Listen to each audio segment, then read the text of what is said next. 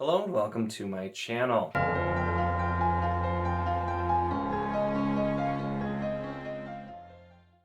In this video, I will be discussing Madship, the second book in the Liveship Traders trilogy by Robin Hobb. Now, I'll note I'm going to try to keep the actual review pretty spoiler-free. If I do talk any spoilers, I will note and have a timestamp to skip past.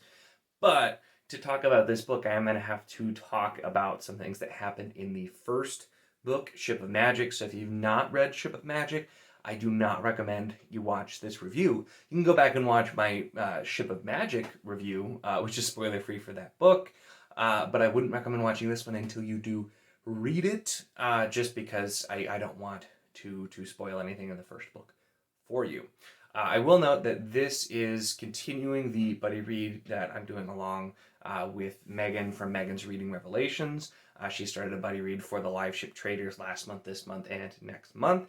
And there will be, like there was for Ship of Magic, a live show that's going to be, I think, I'm blanking now. I think April 8th. But I will update a link to it once it is out, once we get to that point. Definitely make sure to tune in. That will be the full spoiler conversation of Madship. So it should be quite a lot of fun to talk about as well. So let's get into Madship. And after reading first the Farseer trilogy and then the first two books of Liveship, I'm convinced that Robin Hobb just does not know how to write a bad book too. With Farseer, Royal Assassin was, I think, the best, even out of the three, edging out the third book just a little bit. It was so good, and I think a lot of it is because Hobb really thinks about kind of the three-act structure of not just each book, but of a trilogy. The first book, with the two I've read so far, has been a lot of build-up, a lot of setup, still a satisfying read, but yeah, really opening things to get ready for book two to really take off and continue going. With then book three just being everything finally coming to place as well. And that really was the case, I think, for Madship. Very quickly, we start to get some answers to some big questions, and a lot of them are just teases to tell us more that's going to be happening later in the book. But there was so much right after that kind of getting started, and following the characters on very interesting, and for some of them, very different paths where we left them in book one. In Ship of Magic, we had quite a lot of it being in Bingtown with the Vestrit family, dealing with the death of Ephron Vestrit, the patriarch of the family, having problems with them deciding that the ship, the live ship Vivacia, is going to go to Kyle Haven, who is the husband of the eldest daughter. We had Althea, whose goal is to try and get it back at all costs, going off on adventures and trying to prove that she is a capable sailor. We had the Vestrits with all of their money trouble as well. And we had Wintro, who is the son of Kyle and Kefria, who was pulled out of his monastery and instead put on the ship Vivacia because there has to be a blood family member, and his pretty turbulent path through that, including becoming a slave and having to then just basically be forced on the ship. And the end of Ship of Magic, once again, I did warn you there was going to be spoilers, is where we really start to see the shift into what is to come. We have the Vivacia captured by Captain Kennett, our notorious pirate who we followed quite a bit in Ship of Magic as well. It was his goal to get a live ship, and although he ends up getting a pretty serious injury from a sea serpent, he's already trying to woo Vivacia, and Vivacia, who is in a weird place for a live ship, it seems like she may go along with it, and that's kind of the things that we start exploring. We see Kennett on the Vivacia with Wintro still there, with Kyle still there, and the story taking off from that path. And in Bingtown, things are heating up as well because of the fact that we had the things already going on. We had all the talk of the Chalked or Chalced, Chalcedonian is how I think I say it in my head. I'm saying it a lot, I'm not so sure. But basically the area to the north, who they've long been wanting to kind of encroach into Bingtown. We have problems with their ships. In book two, we introduced to the Satrap, who I actually, in the short time I knew him, grew to hate him more than I hate Regal from Farseer, which is a pretty big task, I feel like, because I hate Regal. I still do very much. But we get kind of the broader plot lines that are happening there, and we start to also get a deeper look at the Rain Wilds and the Rain Wilds Traders, which was something that there were definitely a lot of mysteries that were brought up in the first book, and we get some answers. We get some crazy answers that actually do quite a lot to A. This is where, if you've heard that Liveship Traders has spoilers for Farseer, book 2 is where that happens big time. It not only was it great to read, but we start getting hints and we get the big reveal, which I absolutely did not see coming to the extent that it was. Some of it was kind of told to you, but I did not see where it was going to go, and the finale was just to the book. The last couple hundred pages just flew by, but we learned a lot about it, and the thing that actually I thought was really cool is one of my, and I love Farseer, and the last 2 books I gave 5 stars. But Assassin's Quest, there was one specific thing that just fell off to me, and it seemed odd, and I felt that it was just a little bit strange with what was happening, and this actually explained it and made it very clear why some things at the end of Farseer were the way they were, and what the true nature of those things were, and that it was not at all what we were led to believe in that book, which makes sense because we were following Fitz, and Fitz is just assuming because he has no way of knowing. So not only did this book have a very, very satisfying story that it told, it was a lot more action-packed, I feel like. We still had a lot of kind of politics and trader talk in Bingtown, but we had a lot of things starting to really heat up in Bingtown as well. But it also really took the next step in fleshing out the realm of the Elderlings, the overall story, as to what was happening and what's going to be happening. And it makes me really glad that I am reading this next. I do plan to read all of them. A lot of them are off screen. But I plan to read the entire realm of the Elderlings. I have loved every Hobb book that I have started. And it's definitely, it sets up quite a lot. I just feel like even for the overall broad story, it really, really makes me curious to see where the third and final book of this trilogy, Ship of Destiny, is going to take us, because man, there is a lot. There's just so much that happens in this book, and I was just, these books are long, and this one was 900 pages, and my TBR told me, like, you can't read another 900-page book and expect to get a whole lot done, and it does. It reads a little bit slower. I feel like these books actually flow a little bit better than Farseer because of the third person. It feels less like an uninterrupted story, even though we're switching between POVs, because with Farseer, with it being Fitz narrating in the first person, we really are only getting what he's paying attention to, so we're not always getting the whole story. Sometimes things are left out because he doesn't know, or it didn't happen around him, and we're really getting kind of a skewed view, and I loved that quite a lot. I really enjoy these books, but I still have not connected with any of the characters like I did with Fitz in Farseer. But the story flows very, very well, and even though it's still kind of a slower paced overall book series in general, that's I've gathered just kind of Hobb's style. There can be a ton going on, but the pacing, the prose, definitely is a little bit slower reading in some ways, but I still find myself, by the time I get about halfway, and then especially toward the end of these books, I tend to start just flying by, absolutely just soaring. But so that's kind of how I tell myself I'm still okay to try and cram as much of my TBR as possible, even though I know I'm going to be reading Ship of Destiny next month, which is also probably almost exactly 900 pages also. So apparently that was the winning number for the Liveship Traders. So let's talk a little bit more about the characters, because there were some surprising things that happened for me. The first one I have to mention, because I commented in Ship of Magic that I really hated Malta. I know it's probably not right to hate like a 12-year-old girl, but I really hated Malta. She was really well written and just not a very nice person, and really being set up to just grow up and be an even worse adult. And I actually found myself, I still don't like Malta, but by the end, I found myself actually not hating her anymore.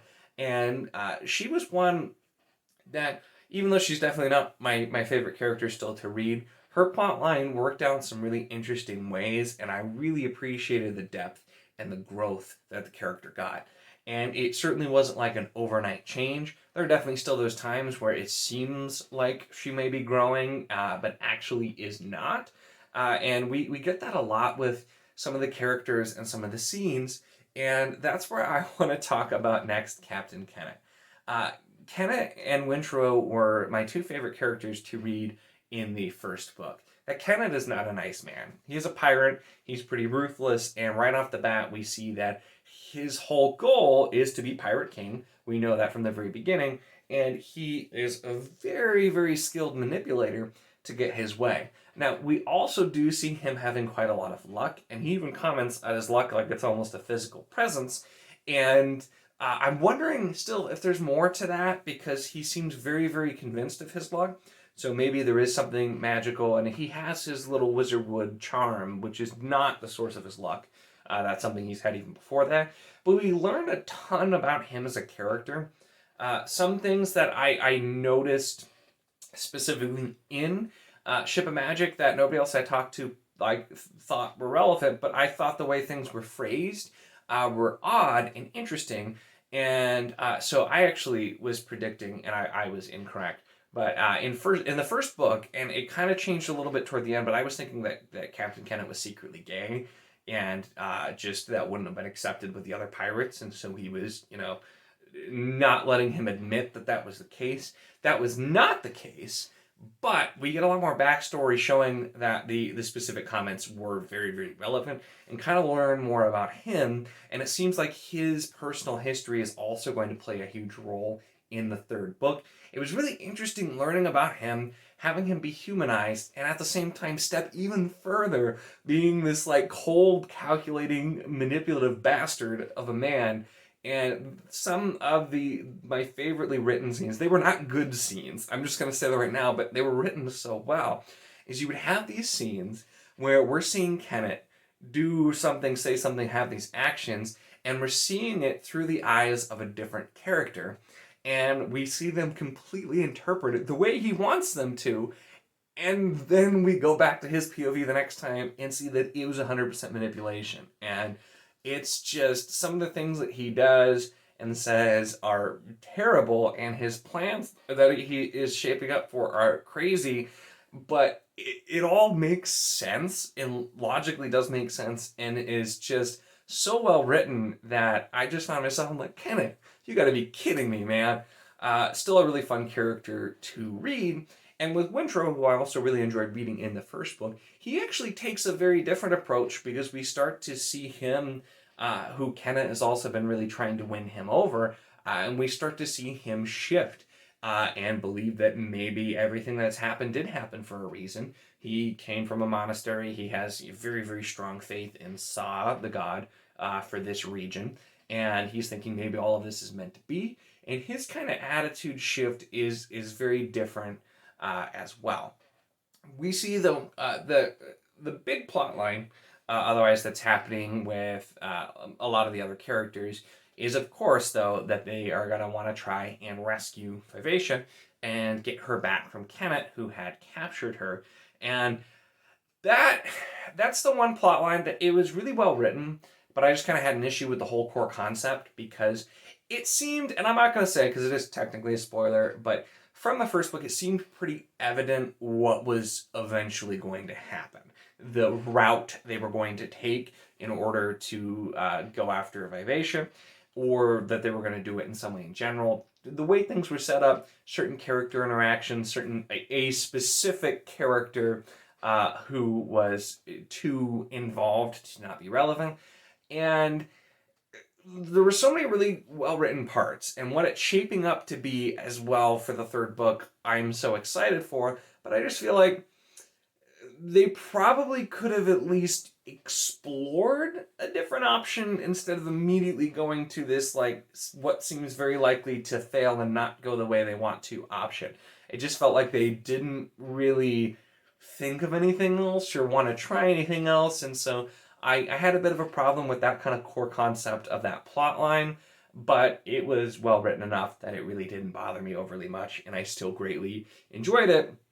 And just kind of seeing some of the characters and learning a lot of the things that we learn in this book was just fascinating. And like I said, says a lot about the realm of the Elderlings in general. So I definitely think some of the events here are most certainly going to play a bigger role in later books in the other parts of the realm of the Elderlings as well. One of the things that I found the most interesting, I already kind of mentioned finding more about the Rainwild's traders, the secret of where they get all of these magical items out of the Rainwilds, kind of learning more about that whole concept. We also get to learn more about the live ships and kind of the nature of live ships, which is, I commented in my review of the first book how Kyle, while being a terrible person and wrong about a lot of things, had a tendency to be right about a ton. And I defended the fact that at least him not like understanding the nature of a live ship and just thinking everything would go the way he wanted to. We do get to see a ton of other people. Very few people are actually familiar with live ships unless you specifically A, own one, or B, have worked on one for many years. We see other sailors that are uncomfortable around them, or just like, think like, oh, it's magic, and are uncomfortable. So I think that made sense. And so we, the reader, too, didn't really understand the nature of the live ships, but throughout the first book, we were told, almost like indoctrinated with the truth of the live ships, but we find out there's definitely more to it. There is a deeper story, and there's a lot more to the nature of live ships and Wizardwood in general than we were led to believe. And those reveals were really, really great because, once again, they set up for so much that's going to happen in book 3, I'm sure, and that did happen toward the end of this one. And we also got a much bigger glimpse into the nature of the sea serpents, even though I don't feel like we spent more time with them in this book than we did in the first one. But when you start, and I think the prologue of Ship of Magic even, we immediately start following the POV of some sea serpents. It's kind of weird. And the rest of the book, you're like, this is still pretty weird. I don't really fully understand what's happening with these sea serpents. This book starts to answer some of those questions in a huge way.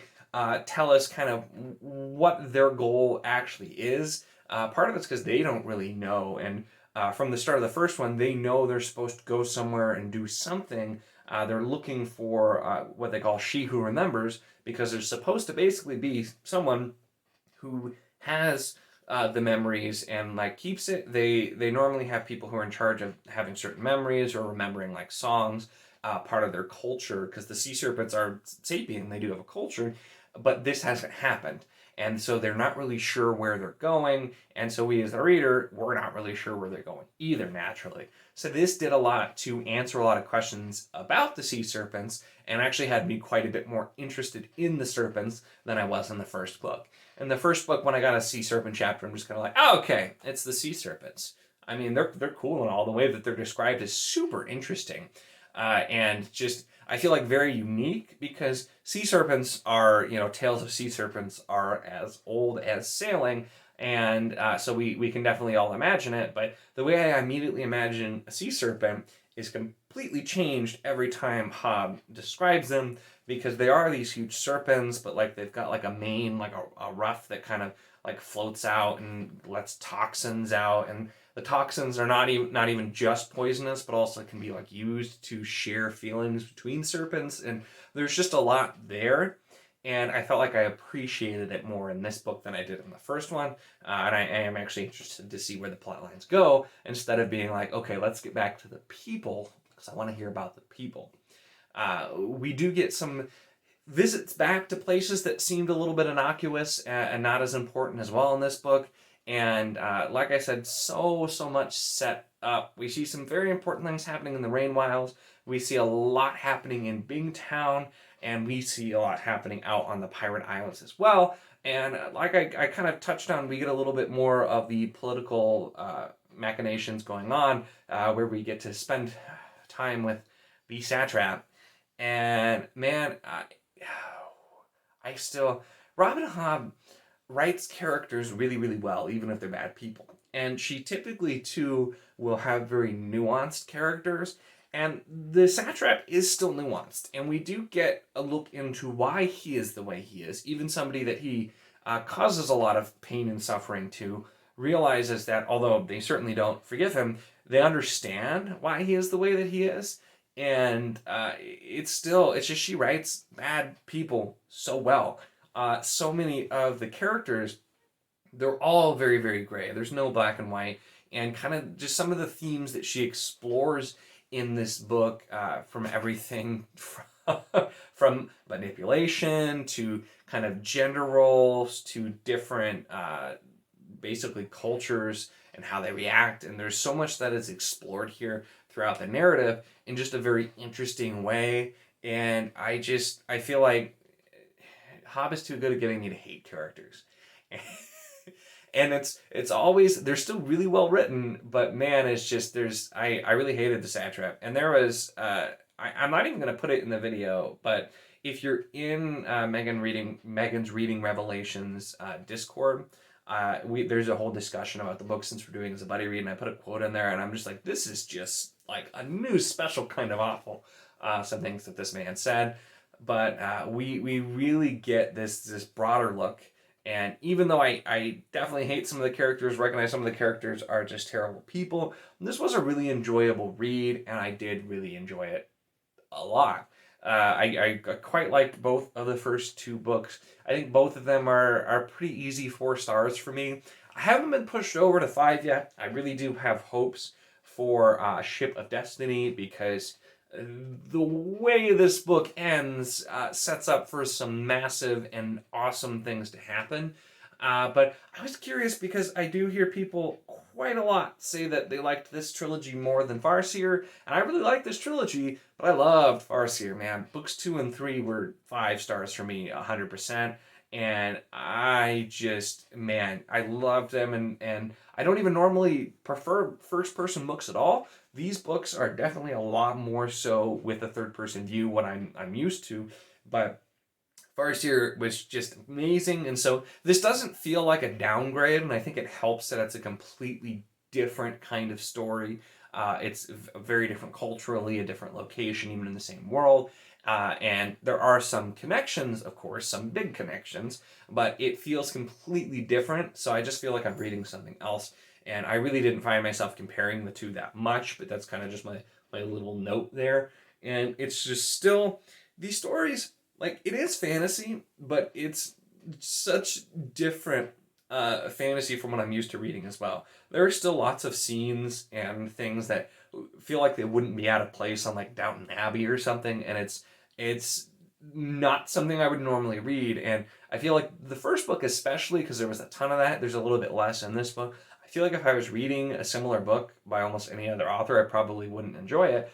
But that just, to me, speaks even stronger of how great Hobb is as an author, because she just sucks me into the story, even if I'm thinking, like, am I really reading about people having tea and eating cakes and, like, having very polite discussions? And it's, it just doesn't matter because it's just that good. So, those are my thoughts, and that is my review on Book 2 of the Liveship Traders, Mad Ship. I know I've left a lot out, but I've talked for long enough at this point and didn't even have to talk spoilers. So that's how you know I have a lot to say about a book if I reach this point. It's still, I haven't actually talked to any, but definitely let me know your thoughts as well. Do you agree, disagree with the things that I said? What were your kind of big reactions from this book if you've read it, which I hope you have if you've reached this point in the video, because I've spoiled the first one pretty largely for you at this point. But definitely let me know your thoughts. Always like to hear your comments. Make sure to give this video a like if you enjoyed it. Check out not even just our Discord, which is, there's a link in the low for the Wizardly Duo Discord in the low. There's a link below, is what I meant to say there. But also check out, I'll link to Megan's Discord as well, if you do want to jump on the buddy read, or if you're not already on it, but you maybe still need to read the third book, I guess. Or if you read it all and just want to see everybody's reactions as they read through it for the first time and discuss, definitely check that out as well. Make sure, of course, to subscribe if you'd like to see more of my content.